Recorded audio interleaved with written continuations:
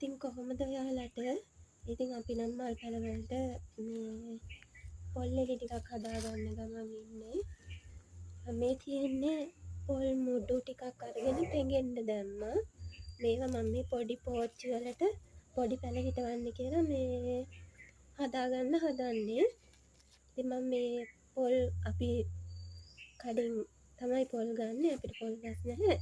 මේ ඉතින් ඒ ගේන පොල් වලින් මේ පොල් මුඩු ටික එකතු කරගත්තා. මේ පොල් මුඩු ටික එකතු කරගෙන පෙඟෙන්න දැම්මා සතියක් විතර. සතියක් විතර පෙඟෙන්න දාලා නතර. තාම කහට තියෙනවා මේ. හොඳටම කහට තියෙනවා පෙඟෙන්න දැම්මා වුණත්. ඉතින් මේක කපලා ආයි පෙඟෙන්න දාන්න ඕනේ මේ කහට ටික නැතුව යන්නේ. නියපොතු වලත් කහට.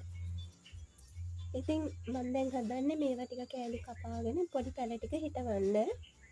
හිටවන්න කලින් ඉතින් ආයි පෙඟෙන්න දාන්නත් ඕනේ.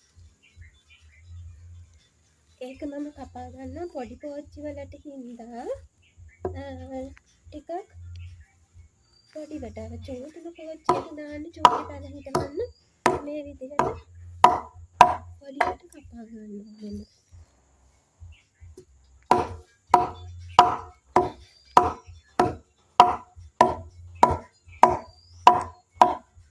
මේ තියෙන මේ වගේ කපාගත්තු ටික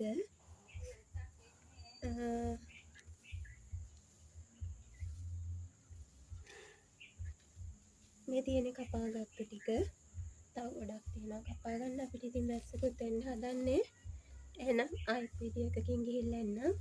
හැමෝටම බුදු සරණයි.